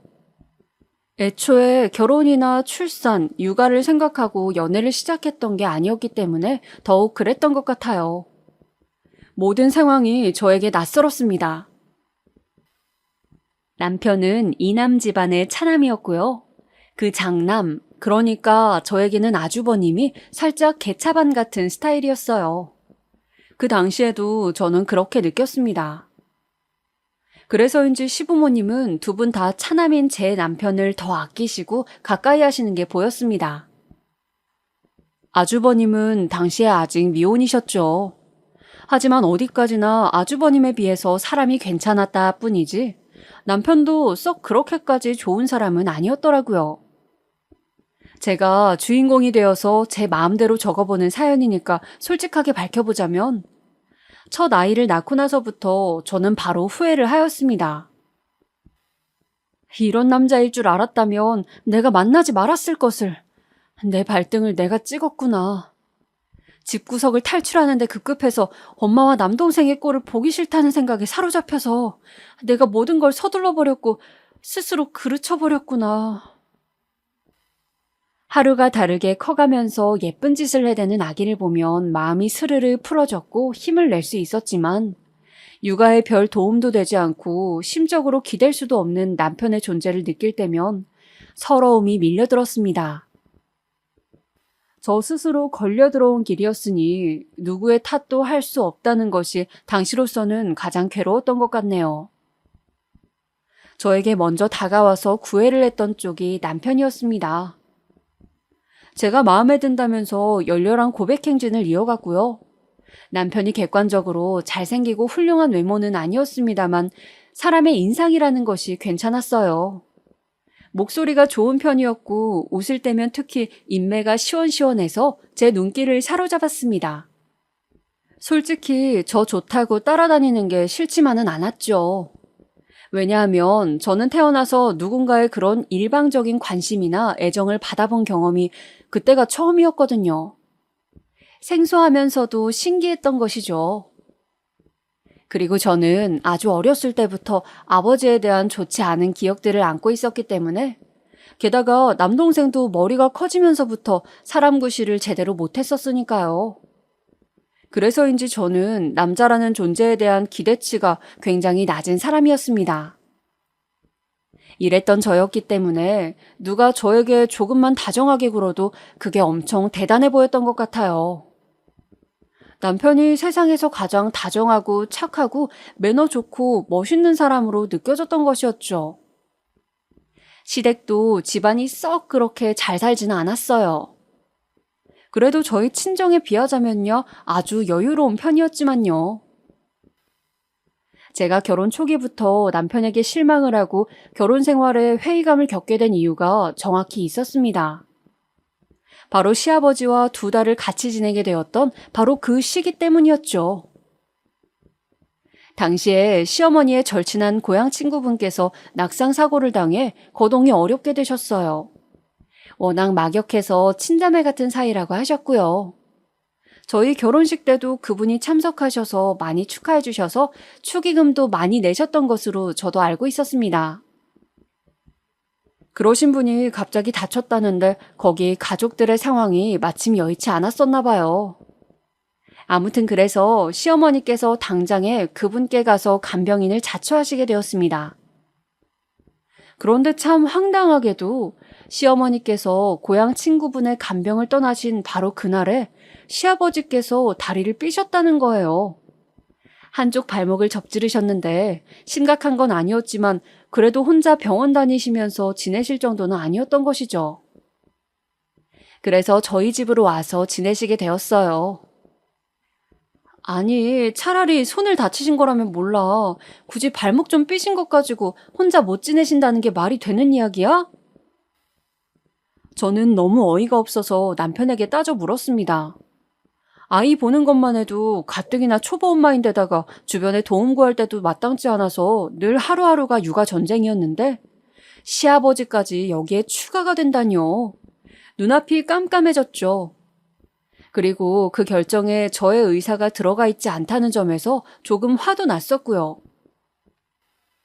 아버지가 요리에도 워낙 젬병이셔서 안 그래도 엄마 없이 혼자 어떻게 장기간 지내시나 걱정이었어. 마침 잘 되었지 뭐. 지금 그게 내 앞에서 할 소리야? 나는 걱정이 안 돼. 내가 밥 차려드리고 내가 다 수발 들어드리고 그거 다 내가 해야 되는 거잖아. 내 말이 틀렸어? 근데 왜 내 의견은 물어보지도 않고 무조건 결정을 다 한 다음에 통보를 하는 거야? 너는 말을 무슨 그렇게 하냐? 너 왜 이렇게 애가 독해? 내 아버지이기도 하지만 너한테 시아버지이기도 하잖아. 한 가족이라고. 왜 무조건 희생하고 손해본다고만 생각하냐? 이참에 효도한다고 긍정적으로 생각해보면 안 돼? 어? 남편이 도리어 저에게 따지고 드는 것에 저는 말문이 막혀버리고 말았네요. 대놓고 저의 노동력을 빌려서 대리효도를 하고 싶다는 것이 남편의 주장이었음에도 제가 대처 수준이 부족했던 것이죠. 그때 독하다느니 못됐다느니 이기적이라느니 그런 말을 듣는 한이 있더라도 시아버지를 오시게끔 두지 말았어야 했던 일이었습니다. 시아버지께서는 타고난 노안이셨는데 30년간 외모는 한 10년 정도밖에 안 늙으셨어요. 그러니까 남들보다 일찍 외간에 나이가 들으셔서 노화는 더디게 되는 느낌이랄까요? 그러니 제가 시집을 갔던 당시에도 시아버지께서는 연세가 꽤 들어 보이는 얼굴을 하고 계셨던 것이죠. 외모뿐만 아니라 말투며 행동거지 모든 것이 나이 든 얼굴에 맞춰져 있었습니다. 얼마나 괄괄하셨으며 얼마나 꼬장꼬장하게 구셨는지 몰라요. 정말 별거 아닌 일들을 가지고서도 저한테 시비를 거셨으며 사소한 것으로도 문제를 삼으시곤 저한테 잔소리를 늘어놓으셨습니다. 그런데 그때 저희 첫째가 아주 어렸죠. 그러니까 애는 아주 울고 보채고 시도 때도 없이 저를 찾으면서 난리를 피워댔는데 그 와중에 시아버지께서도 저를 가만두지 않으셨던 거예요. 이중고라는 말로는 부족한 고난의 행군이었습니다. 애가 저렇게 시끄럽게 실이 아주 자지러지게 우는데 너는 어미란 것이 퍼뜩 애를 달래주지도 않고 뭘 하고 있는 거야? 걸핏하면 그렇게 외치셨던 시아버지. 그러신 당신께서는 정작 당신의 어린 손자를 봐주신 적이 없었지요. 이왕 아들 며느리 부부의 집에 얹혀 지내게 되셨으면 어린 손자를 돌봐주심 오죽 좋았을까요? 그런데 일말의 도움을 안 주셨어요. 찜질, 발모가지 찜질, 퍼뜩 안 오냐? 당시에 너무 시달려서 환청까지 들렸던 시아버지의 찜질 명령은 하루에 너댓 번은 꼭 들었습니다. 시아버지께서 저렇게 외치시면 저는 발목에 대는 찜질거리를 챙겨야만 했습니다. 시아버지의 삔 발목에 찜질을 해드리고 양쪽 다리에 손수 제가 마사지를 해드려야만 했죠. 안 그러면 다리가 굳는 것 같다고 하셨어요. 한쪽 발목을 다쳐서 절뚝거리고 다니다 보니까 안 다친 쪽의 다리도 아픈 것 같다고 하시면서 말이죠. 저 진짜 이를 꽉 아물고 그놈의 찜질에 매달려서 정말 열심히 해드렸습니다. 그 외에도 발목이 삔 것 때문에 자꾸 통증이 일어난다는 핑계로 늘 패악을 부리셨어요. 인상을 쓰시면서 소리를 빽 질러대셨죠. 저는 한동안 시아버지의 목소리가 들리는 것 같은 환청에 시달려야 했을 정도였어요. 제가 얼마나 시달렸으면 그랬겠나요? 너무 황당했던 사실은요. 집에 계실 때만 그놈의 삔 발목에 통증이 일어났으며 찜질이 반드시 필요하였고 외출해서 놀러 다니실 땐 아무런 문제가 없다는 것이었어요. 친구분들하고 만나서 잘만 노시더라고요. 너는 집안일 한다는 애가 집구석 꼬라지가 이게 뭐야? 테레비 위에 먼지, 너는 저게 안 보여? 그리고 또 반찬이 이게 뭐냐? 나물마다 물은 왜 이렇게 흥건하고? 어찌나 사사건건 참견하시고 잔소리하시고 큰 소리를 내셨는지 모르긴 몰라도 저 이때 분명히 화병에 걸려 있었을 거예요. 늘 가슴이 답답하고 속이 꽉 막힌 것 같은 느낌이 들었거든요. 극심한 스트레스로 인해서 귀에서 삐 하는 이명까지 들려올 정도였습니다. 어디 육아만 안 도와주셨나요? 밥 차릴 때 수저 젓가락 놓으신 적 한 번이 없으셨고 물도 본인이 안 떠드셨습니다. 그러다가 정말 큰일이라고 부를 만한 일화가 생겨났죠. 아침에 일어났을 때부터 그날은 제가 몸이 좀 안 좋았어요. 남편 출근 준비도 간신히 시켜주고 아침밥 치울 때는 잠시 휘청거리기도 했습니다. 오전에 아이 끌어안고 죽은 듯이 쉬고 있다가 점심때가 돼서 어쩔 수 없이 또 일어났어요. 저랑 아이만 있는 게 아니라 집에는 시아버지도 계셨으니까요. 그냥 밥 있는 거랑 해서 김치볶음밥을 만들었습니다. 다른 요리를 할 기운 자체가 없었어요. 제가 김치볶음밥을 원체 맛있게 잘하기도 했기 때문에 자신이 있는 메뉴였습니다. 식탁 위에 다 차려놓고 나서 시아버지를 불렀죠. 점심 식사하시라고요. 그런데 지금 이게 뭐 하는 짓이냐? 볶음밥? 엊그제도 볶음밥이었고 오늘 아침밥은 허접스레 차려주더니만 이거 지금 나 먹으라고 만든 것이야? 찬밥으로 만든 걸 내가 뻔히 알고 있거늘 이런 괘씸한? 대뜸 화를 크게 내시는 거예요. 저는 너무 놀라서 그냥 멍하니 있었어요. 생각지도 못한 시아버지의 반응에 이 상황에서 제가 뭘 어떻게 해야 할지 모르겠더라고요. 제가 가만히 있으니까 시아버지께서는 이내 식탁 위에 그릇을 가져다가 싱크대에 확 쏟아버리셨습니다. 제가 아픈 몸을 이끌고서 애써 맛있게 간을 맞춰서 만든 김치볶음밥을 그렇게 버리셨어요. 아버님, 제가 얼른 새로 밥 안 쳐서 다시 점심 식사 차려드릴게요. 됐다. 엎드려 절받기를 하랴? 내가 네 눈치가 보여서 그렇게 차려진 밥 먹을 수나 있겠냐? 안 먹는다. 저는 다시 차려드리려고 말씀을 꺼냈지만 바로 거절당했습니다. 씩씩거리시는 시아버지께 저는 재차 말씀을 드렸죠.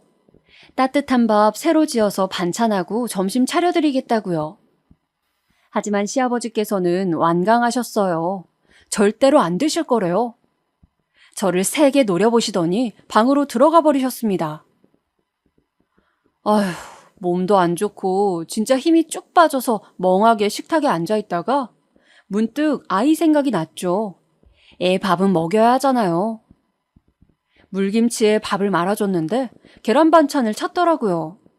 그래서 얼른 계란말이를 만들어줬어요.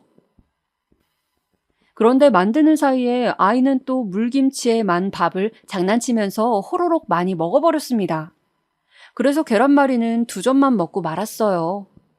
이제 그만 먹겠다면서 장난감을 가지고 놀러 가버리더라고요. 그제야 저 혼자 조용히 점심을 먹기 시작했죠. 이왕 만든 계란말이 김치볶음밥에 올려서 먹고 있었습니다. 속으로는 다 힘들다, 다 지친다 이런 생각을 하면서 말입니다. 그런데 그때였어요. 이 천하에 버르장머리 없는 년을 다 보았나? 방에서 나오신 시아버지께서 아주 화가 나신 얼굴로 다가오시더니 멀쩡히 밥을 먹고 있던 제 머리채를 쥐시는 겁니다. 저는 밥 먹다가 숟가락을 놓쳐버렸고 시아버지께 머리채 잡힌 채로 짤짤 흔들렸습니다. 자기 시부모 알기를 우습게 하는 년, 이 고향 거사! 저한테 별별 소리를 그때 다 하셨어요. 저한테 가만 안 두겠다고 욕을 하셨습니다. 저는 밥 먹다 말고 한순간에 산발머리가 되었죠. 소란에 놀란 아이가 장난감 놀이 하다가 말고 달려왔는데 상황을 보고 깜짝 놀라더군요. 어리디 어린 아이한테 이런 모습 보여주기는 싫어서 저는 황급히 시아버지를 밀치고는 제 아이를 끌어안았습니다. 저것이 감히 하늘 같은 자기 시아버지를 밀쳐? 아이고, 아이고야, 나 죽네. 시아버지께서 바닥에 주저앉으신 채로 계속 아프다고 신음하시니까는 덜컥 겁이 나더라고요. 저도 모르게 얼른 간단한 짐을 챙겨 들었고 아이를 품에 안은 채 집을 나가버렸습니다. 당장 갈 곳은 친정뿐이었죠. 제가 들이닥치니까 엄마가 화들짝 놀랐습니다. 저는 그 심각한 상황, 그 와중에도 남동생이 아직도 집구석에서 유유자적하게 놀고 먹고 있는 모습이 눈에 보여서 열이 뻗쳤었네요. 남편은 당장 저에게 집으로 돌아와서 시아버지께 사과부터 하라고 하였습니다. 아무리 그래도 우더런을 밀치고 그러는 법이 어디 있냐? 네가 그러면 안 되는 거였어. 남편의 그 말을 들은 순간 진짜 결혼에 대한 미칠 것 같은 후회가 밀려왔던 거예요. 겨우 이런 놈에게 넘어가서 이런 놈을 믿고 결혼까지 했다는 사실이 믿어지지가 않을 정도였습니다. 그냥 허무했어요. 솔직히 이혼부터 머릿속에 떠올렸었습니다. 결혼할 때까지만 해도 뱃속에 든 이 생명에게 좋은 엄마 아빠의 모습만을 보여주겠노라고 그런 다짐을 했었는데 금세 몇 년이 지나지도 않아서 이혼을 떠올리고 있는 이 현실이 너무나도 서글펐어요. 그런데 딱 절묘한 순간에 시어머니께서 시댁으로 복귀를 하셨고 시아버지께서도 다시 시댁으로 가시게 됨으로써 상황이 흐지부지 종결이 되었습니다. 내가 가만히 생각을 해봤는데 네가 집에서 애 돌보면서 아버지까지 모시는 게 얼마나 힘들었을까 싶다. 내가 그간 신경을 못 써줬었네. 미안해. 남편이 저에게 먼저 숙이고 들어왔고 저는 다시 아이와 그 집으로 돌아가게 되었어요. 친정도 제가 전혀 기댈 수 있는 형편이나 상황이 아니었기 때문에 저에게는 다른 선택지는 없었던 것 같네요. 결혼 초기부터 시아버지에게 대었던 저였는데요. 그 이후로는 그때만큼 시아버지와 직접적으로 부딪힐 일이 없어서 그나마 다행이었습니다. 시어머니는 시아버지와 스타일이 꽤나 다르신 분이었는데요. 저를 애먹이신 부분에 대해서는 대동소이하다고 할 수 있었네요. 시어머니 생신 때의 일화 한 가지만 예로 들어도 이분이 대략 어떤 유형의 분이신지 설명이 가능할 것이라고 봅니다. 작년에는 어머님 생신 때 하필 딱 우리 가족이 다 독감에 걸려서 타이밍이 안 좋았잖아. 올해는 맛있는 식사 한 끼라도 꼭 해야 할 것 같은데 자기 생각은 어때? 제가 그렇게 물어봤을 때 남편은 알아서 좋은 계획을 마련하겠다고 대답했어요. 그리고 며칠 뒤 남편이 시어머니의 생신 때 고급 횟집에 가자고 말을 하더군요. 시부모님 두 분 다 돼지고기는 그렇게 별로 안 즐기시는데 명절에 한우는 실컷 먹었으니까 시어머니 생신 때는 회를 먹으면 딱 좋겠다는 것이 남편의 주장이었습니다. 개인실이 완비되어 있는 횟집으로 하자면서 자기가 봐둔 데가 있다고 말을 하더군요. 그런데 시어머니께서는 당신의 의견도 구하지 않고 무작정 저희 부부가 외식으로 결정을 지은 것에 상당히 기분이 상하신 것이었습니다. 처음에는 몰랐죠. 이상하네. 생신 있는 주말에 엄마는 아무래도 다른 일정이 있으신 모양인데? 남편이 시어머니와 통화를 하더니 그렇게 말을 하더라고요. 그런데 이게 알고 보니까 진짜로 일정이 있었던 게 아니라 시어머니께서는 나름 당신의 불만을 표출하는 수단으로 그러셨던 것입니다. 저희는 그걸 몰랐죠. 마음이 단단히 상하신 시어머니께서는 생신이 있던 주말에 타 지역으로 떠나셨습니다. 저희는 그것도 모르고 시어머니와 계속 연락이 안 돼서 희한하다고 여겼었죠. 그런데 시어머니의 생신 날짜로부터 사흘이 지난 후에 연락을 먼저 주셨습니다. 저는 별 생각 없이 전화를 받았다가 어안이 벙벙해지고 말았네요. 내가 전생에 무슨 죄를 지어서 너같이 사람 마음을 헤아릴 줄도 모르는 며느리를 얻어야 했다는 거니? 진심으로 화가 나고 서러우셨는지 아주 답답하단 목소리로 말씀을 하셨어요. 네가 먼저 내 생신상 차려드리겠노라고 그렇게 나한테 말을 했어야 하는 거 아니니? 작년에 니들 다 감기 심하게 걸려서 오지도 못했잖아. 그랬으면 올해 내 생일에는 정성 담긴 생신상이나마 네가 차려줄 생각을 했었어야지. 적어도 나에게 말이나마 해봤어야지. 어머님 죄송해요. 제가 진짜 생신상 차려드릴 생각은 못 해봤네요. 여태까지 생신 보내는 동안 계속 그런 말씀이 없으셔서 차마 제가 거기까지는 생각이 안 들었어요. 내가 그만큼 너를 배려한답시고 지금까지 말을 안 했다는 의미 아니겠니?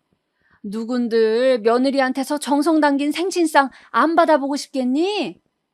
그런 시어머니도 있다니? 너는 어떻게 된 애가? 아이고, 내가 그냥 말을 말자.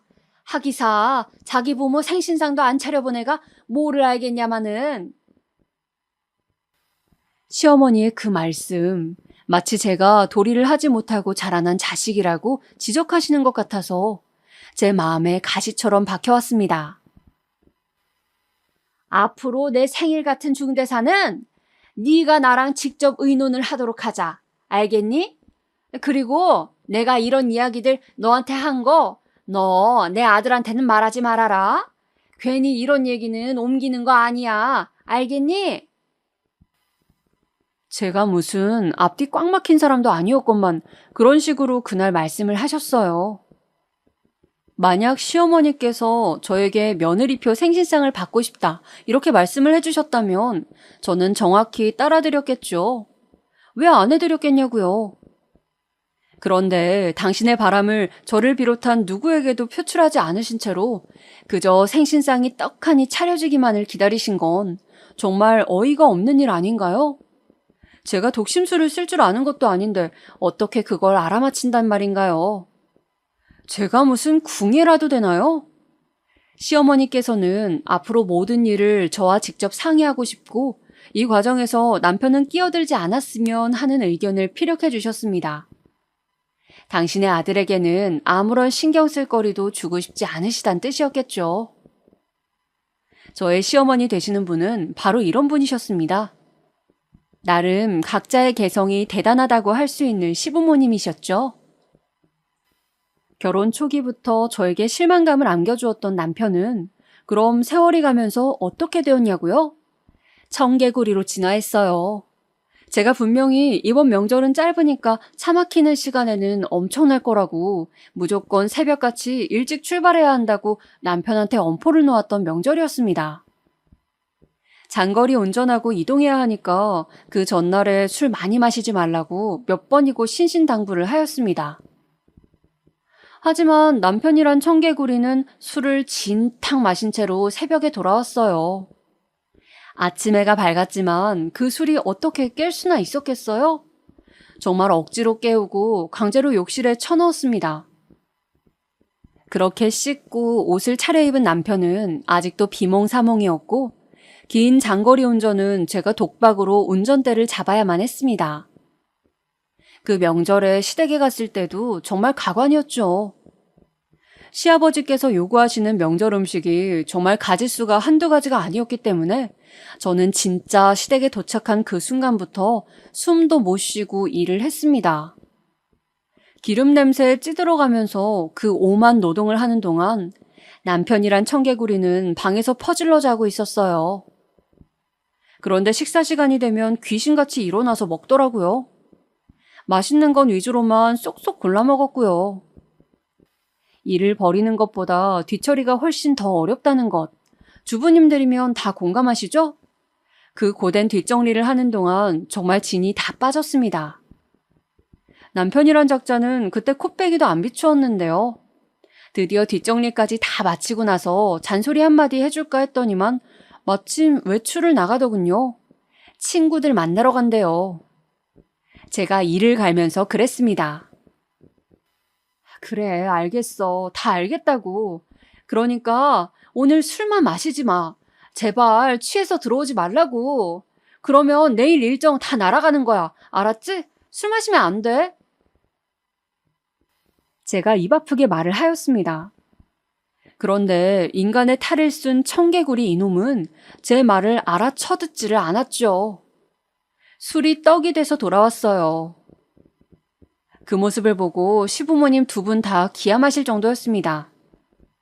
아침 해가 밝아서 차례상 차릴 때가 되었지만 남편은 아직도 꿈나라를 헤매고 있었습니다. 술을 그렇게나 진탕 마셔댔으니 정신을 차릴 수가 있을 리가요. 제가 그날은 진짜 너무 화가 나서 시댁 식구들이 있건 말건 듣건 말건 남편 놈 때리면서 깨웠습니다. 진짜 미치겠다고. 이게 사람이야? 아니면 짐승이야? 나 이제 너 같은 놈하고 못 살아. 아니, 안 살아.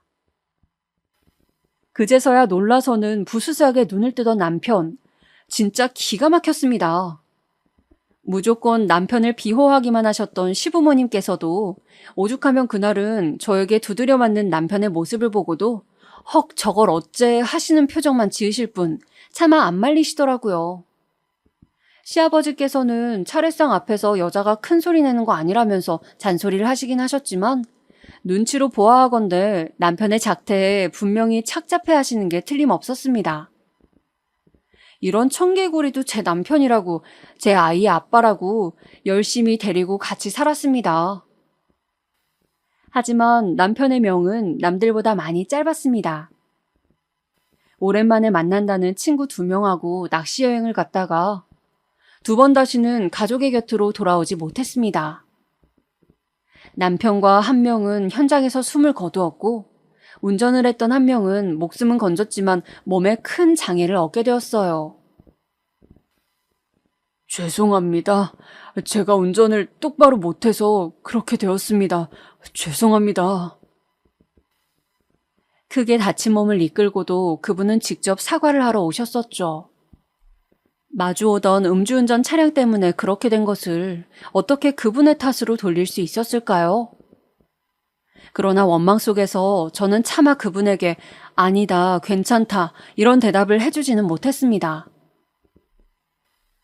저는 너무나도 갑작스러웠던 남편의 비극에 무너져 내렸고 그때 제 남동생이 그랬습니다.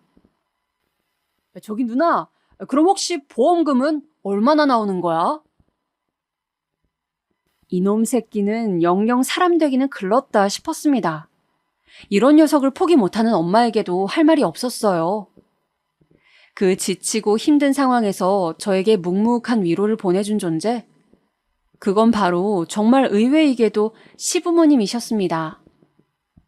시어머니께서는 초췌해진 얼굴로 제게 말씀하셨어요. 내 아들 마지막 가는 길까지 살뜰하게 살펴줘서 고맙다. 혹여나 네가 새 출발을 한다고 하여도 우리는 받아들이마. 그때 제 눈에서는 눈물이 흘러내렸습니다. 배우자를 잃는 이 고통도 차마 자식을 잃는 고통에 비견될 수 없다고 생각하니 만감이 교차하였기 때문입니다. 금쪽 같은 자식을 잃은 충격 탓이었는지 시어머니께서는 이듬해 쓰러지셨어요. 원인은 뇌졸중이었습니다. 그리고 저는 그 소식을 듣자마자 달려가서 열과 성을 다해 간호해드렸어요. 저 외에는 시어머니의 곁을 지킬 수 있는 사람도 없었고요. 의료진이 예상하고 기대했던 것보다 시어머니의 예후가 좋았습니다. 담당 간호사들도 깜짝 놀랐을 정도였어요. 시아버지께서 저를 오롯이 인정하셨던 건 바로 그때부터가 아니었나 싶네요. 저는 시어머니께서 병원 생활을 하시는 동안에 틈틈이 시댁에 들러서 시아버지를 배웠습니다. 식사는 잘 하시는지, 반찬은 안 떨어졌는지 이런 것들을 살펴보았고요. 남편이 떠난 이후로 시아버지의 건강 상태가 점점 하향 곡선을 그리고 있었기 때문에 아무래도 누군가는 항상 들여다봐 주시는 게 필요했던 시기였습니다. 특히나 시어머니께서 뇌졸중으로 쓰러지신 것이 시아버지께선 엄청 충격이셨나 봐요. 이러다가 자식을 앞세우고 나서 마누라도 앞세우게 될까봐 겁이 난다. 세상 천지에 혼자 남을까봐 그게 걱정이야. 이렇게 중얼거리신 걸 보면 말이죠. 그런데 여러분, 누구 한 명을 잊으신 것 같진 않으신가요? 저희 남편은 집에서 차남이라고 제가 초반에 소개를 했었죠. 남편의 형, 그러니까 저에게는 아주버님이 계셨습니다. 집안의 장남인 아주버님께서는 뭘 하셨냐 하면 아무것도 안 하셨어요. 업적이라고 친다면 이혼만 2번 한 거요. 아주버님과 새로 재혼하신 분하고는 제가 워낙 대면대면해서 시어머니의 간병이라든지 시아버지 살펴드리는 일을 상의를 할래야 할 수가 없었네요. 친해질 기회조차도 없었어요. 아주버님께선 인물은 반반하셨는데 그 외에는 진짜 모든 면에서 상중 하중에 하였습니다. 어쩜 그런 사람이 있나 싶었네요. 무엇보다도 심한 다혈질이셨어요. 그냥 오래 상대하기가 싫었다니까요.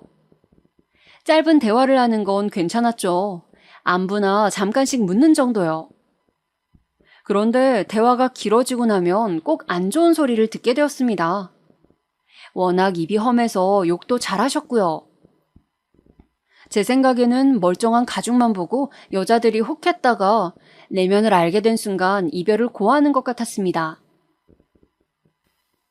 아주버님은 자식만 셋이셨는데 자식들도 다 자기 아빠를 안 좋아하는 게 보였어요. 술 좋아하는 한량인데다가 뚜렷한 직업적 능력이 없으니 그럴만도 했죠. 자식들이 자기 아빠를 존경할 만한 건덕지가 없었으니까요. 저는 아주버님께선 나름 믿고 있는 구석이 있어서 그럴 것이란 생각도 살짝 해봤습니다. 왜냐하면 시댁에서 원래 가지고 있던 땅이 있었는데 그게 소위 초대박을 터뜨려서 돈이 생겼기 때문입니다. 저희 남편이 세상을 허무하게 떠났을 때 아주버님께서는 슬픔과 행복이 교차해 보이시는 듯 하였습니다. 그러면 재산이 이제 오롯이 나의 몫으로 떨어지는 거네. 담배 피시면서 이렇게 중얼거리시는 거 내가 듣기도 했었고요. 그리고 내가 재혼을 하기는커녕 시부모님을 자주 들여다보면서 살자 아주버님께서는 점차 저를 경계하시는 것 같았어요. 왠지 시부모님께 이런저런 저에 대한 안 좋은 말씀들을 하시는 눈치도 느껴졌고요. 저는 피 한 방울 안 섞인 남이니까 굳이 시댁 재산이 갈 이유가 없다느니 저한테 남자가 있는 게 분명한데 시댁의 재산을 노리고 일부러 재혼의 시기를 늦추고 있는 거라느니 이런 식의 얘기를 자꾸 시부모님께 흘리시는 게 빤하였습니다. 그래서 자연스럽게 저는 아주버님하고 사이가 안 좋아졌어요. 원래도 좋지는 않았지만 아무 관계도 아니었다면 이제는 사이가 확연히 나빠지게 된 것이었죠. 자, 그러던 어느 날 예고도 없이 단판의 때가 찾아오게 되었습니다. 시아버지께서 당신의 정신이 아직 말짱하고 또렷하실 때 재산 문제를 다 끝내놓고 싶다는 생각을 밝히신 거예요. 그런데 재산 목록을 말씀하시면서 이것들을 다 아주버님께 주겠다고 제가 보는 앞에서 선언을 하셨습니다. 저는 놀란 심정을 억누르고 침착하게 말씀드렸죠. 아버님, 저도 당연히 사람이기에 욕심이 난 건 사실이에요. 솔직하게 말씀드리는 거예요. 그런데요, 많은 걸 바란 게 아닙니다. 그저 세상을 떠난 제 남편의 몫을 받고 싶을 뿐이에요. 그랬더니 시아버지께서 냉정한 얼굴로 하시는 말씀이 이러하셨습니다. 이미 떠난 자식의 몫까지 내가 고려할 수는 없는 노릇 아니냐? 나는 멀쩡히 살아있는 내 남은 자식에게 다 챙겨주는 것이 옳다고 생각을 한다. 이 결정에는 번복이 없을 것이니 그렇게 알아들어라. 너무 서러운 나머지 그 자리에서 눈물이 다 나왔습니다. 아주버님께서는 엄청 기뻐하시는 내색으로 저를 조롱하셨죠. 아니 이게 무슨 나눌 재산이나 되나? 안 그래요? 나 혼자 챙기면 딱 알맞네. 거기다 대고 제가 무슨 말이나 할 수 있었겠어요. 집에 돌아오자마자 저는 충격에 드러누웠습니다. 지난 세월 모든 일들이 다 스쳐가더군요. 결혼하기 직전의 일부터 그 모든 일들이 전부 다요. 그것들을 회상하면서 제 가슴을 치고 있자니 사는 게 다 뭔가 싶은 생각마저 들었습니다. 전부 다 부질없으니까 그냥 이따위 세상 그만 살까 싶었죠. 바로 그때 한 통의 연락이 왔습니다. 시어머니께서 들어가 계시는 요양원으로부터였습니다. 저보고 면회 좀 오라는 내용이었어요. 제가 그 상황이 시어머니를 뵈러 갈 상황이 아니었거든요. 가고 싶었겠어요? 안 가고 싶었습니다. 그런데 이빨 다 빠진 호랑이가 오라고 그러는데 참 사람 마음이라는 게 안 가기에도 좀 그렇더라고요. 그래서 다음날 바로 요양원에 찾아갔습니다. 에라이, 나는 진짜 타고난 호구팔자인가 보다. 그냥 이번 생은 글렀다고 생각하자. 저는 스스로를 비웃으면서 시어머니를 찾아뵈었습니다. 그런데 저를 물끄러미 보시던 시어머니께서 이런 말씀을 하시는 게 아니겠어요? 예, 아이고, 너도 참 독하다. 어머님, 그 말씀이요. 제가 30년 전에도 들은 것만 같아요. 황당한 말씀에 대고 허심탄회하게 답변을 드렸더니 시어머니께서는 푸스스 웃으시더군요. 30년이라고? 이야, 벌써 세월이 그렇게나 됐니? 네, 그럼요. 그런데 어머니께서는 그때나 지금이나 여전하시네요. 얘 좀 봐라. 내가 지금 다 늙어서 기력 빠져가지고 요양원에 들어왔는데 여전하기는 무슨. 쯧쯧 하시면서 혀를 차시던 시어머니께서는 갑자기 주위를 슬쩍 둘러보셨습니다. 그리고는 갑자기 저한테 귀 좀 가까이 대보라고 그러시는 거예요. 주변에서 지금 아무도 저희 대화에 귀 기울이는 사람이 없건만 왜 유난이신가 했습니다. 저는 마지못해서 그 장단에 맞춰드렸죠. 시어머니의 얼굴에 제 한쪽 귀를 가까이 가져다 댔는데 작은 목소리로 이렇게 속삭거리셨습니다. 너 나한테 건물 세 채 있는 거 혹시 알고 있었냐? 그 음성을 듣자마자 저는 너무 놀란 나머지 소름까지 훅 끼쳐왔습니다. 깜짝 놀란 저는 그대로 시어머니의 얼굴을 쳐다보면서 무의식적으로 이런 질문을 드리고 말았어요. 어머, 이럴 수가. 세상에. 어머님, 벌써 치매 오셨어요? 그럴 수밖에요. 일단은 치매 증세부터 의심이 갔습니다. 그런데 시어머니께서 본인을 모욕하지 말라면서 대뜸 화를 내셨어요. 가끔 정신이 혼미할 때도 있지만 절대 치매는 아니라면서 완강하게 주장하셨죠. 아니, 그러면 치매도 아니신데 어째서 저한테 허무맹랑한 말씀을 하시는 거예요? 허무맹랑이라니, 내가 말한 게 진짜인데도 얘가 안 믿으려고 하네. 네? 진짜라고요? 어머님께서 진짜로 건물주라도 된다는 그런 말씀이신가요? 얘 좀 봐라. 너는 그러면 우리 집이 그 땅으로 번 돈이 얼만데 지금 가진 게 꼴랑 그거라고 생각한 거야? 너는 네 시부모가 10년 만에 그 많은 돈을 날린 천하의 꼴통들로 보이는 거니? 시어머니의 말씀을 들은 순간 뇌리에 깨달음이 꽂혔습니다. 막대할 것이라고 예상했던 금액과는 달리 시아버지께서 조목조목 짚어주신 재산의 규모가 뭐랄까 작다고 여겨졌었거든요. 어라? 그러게요. 어쩐지 남은 재산이 너무 소소하다고 생각이 들긴 했었어요. 으이그, 너 하여간에 그 무엇이냐? 건물 세 채 있는 거 그것들 전부 네 거 해줄 테니까 그런 줄로 난 알아. 네? 뭐라고요? 어머님, 방금 그 말씀 진심이세요? 얘는 뭘 그렇게까지 놀라고 그래? 그 건물들에서 나오는 수익 들으면 이거는 뭐 거품 물고 기절하겠네? 시어머니께서는 너스레를 떠셨죠. 저는 그 건물들로부터 얻는 수익, 그 엄청난 숫자를 듣고 다행히 기절까진 하지 않았지만 정말 진심으로 놀라고 말았습니다. 설마 시어머니께서 갑부이실 줄은 몰랐었으니까요. 그리고 더욱더 놀라웠던 사실은 말이죠. 시아버지께서 일부러 작정을 하시고는 당신의 문제 많은 장남에게 돈을 조금만 물려주기 위해서 그렇게 구셨다는 겁니다. 그러니까 시부모님께서 애초에 짜고 치셨던 거예요. 아주버님께서 당신들께서 가지신 진짜 재산의 규모를 알면 반드시 노리실 거라고 예상을 하신 두 분은 궁리를 하시면서 계획을 짜셨습니다. 저에게 많은 재산을 몰아주기 위해서요. 어머님, 정말 아버님도 그렇고 두 분께 뭐라고 감사 인사를 드려야 할지 모르겠어요. 그런데 아주버님께선 장남이시고 저는 며느리일 뿐인데 저에게 이렇듯 큰 몫을 어째서 주시기로 결정하신 거예요? 아이, 장남이면 뭘 해. 장남이라는 명패만 반지르르 할 뿐 지금까지 살면서 우리한테 내내 지랄밖에 안 떨었는데. 그런데 너는 우리네 지랄을 다 받아준 입장이잖니? 지랄 떤 아들에게 주느니 지랄 받아준 며느리에게 주는 쪽이 낫지. 그리고 우리 손주들 키우는 솜씨만 봐도 그쪽보다는 네 쪽이 더 낫더만. 와, 드디어 오랜 세월을 인고한 끝에 시부모님으로부터 진정한 인정을 받게 되는 순간이었습니다. 그것도 엄청난 보답과 함께 말이죠.